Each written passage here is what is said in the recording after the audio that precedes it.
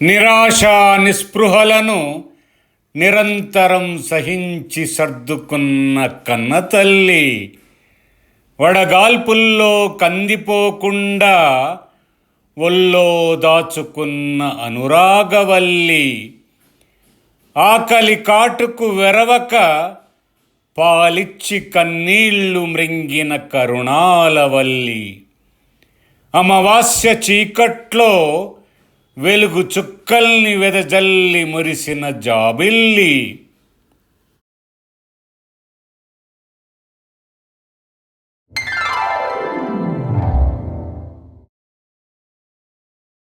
మొగులు తెరను తొలగించి చిందులేసే చినుకుల నాట్యం, మట్టి పొరలను చీల్చుకుని మొలకెత్తే విత్తనాల ఉత్సాహం, అడవి ఛాయలో పట్టు బిగించిన ఆలోచనల అంతరంగం, అక్షరాల అల్లికతో గొంతు సవరించుకున్న కవితాగానం.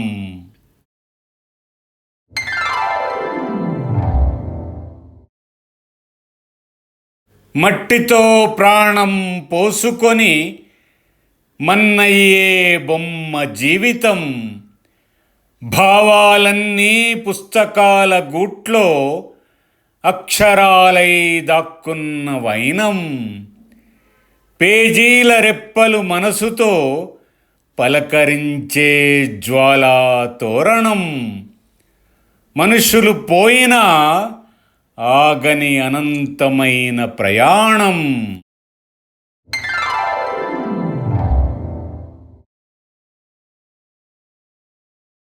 వాహన వేగాన్ని అప్పు చేస్తే వడ్డీతో కసి తీర్చుకుంటుంది, మృత్యురాగం బంధాల్ని తెంచి కుటుంబాల్ని కూల్చేస్తుంది, సులువైన సూచనల్ని అహంతో అనుసంధానం చేయకు, మెలకువతో మసలితే మందార పువ్వందమేగా జీవితం.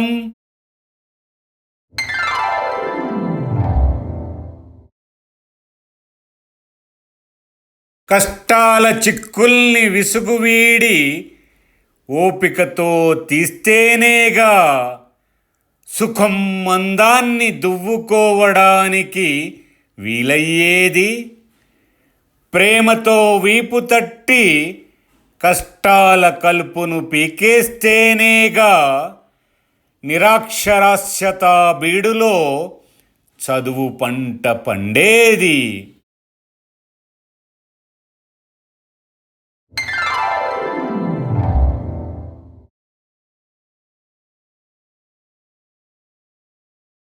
గట్టి పెట్టి మలిపేసిన పలక మీద దిద్దిన అక్షరాల్లా కడిగేసి సాపుగా ఉంచు మదిని మైల పడకుండా, ఉట్టి మీద కుండలోని రాత్రి చేపల కూర రుచిలా కమ్మని మాటల్నే పలుకు ప్రాణప్రద సంగీతంలా.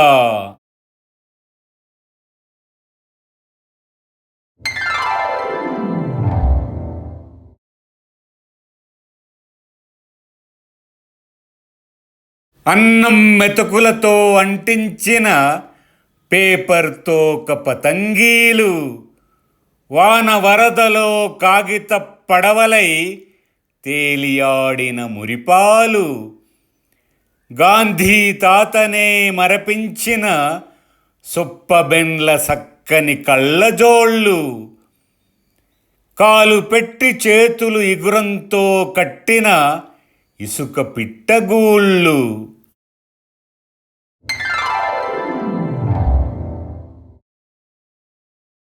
ఆకలికి లొంగకపోవడం ఓటమిపై యుద్ధం ప్రకటించడమేగా, చాకలి శ్రమ భయంతో బట్టల మురికి తోక ముడవడమే కదా, రోకలి మీసం తిప్పితే వడ్ల గింజలోంచి బియ్యం రాలాల్సిందేగా, వాకిలి ముందరేసిన ముగ్గులు పట్టుదలకు పట్టం కట్టేందుకేగా.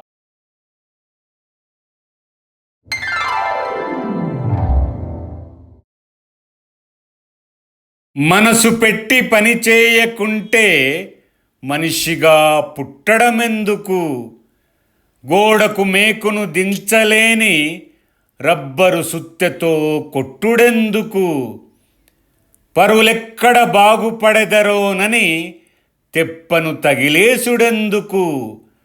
మదంతో కొవ్వెక్కి పాలు తాగిన రొమ్మునే గుద్దుడెందుకు?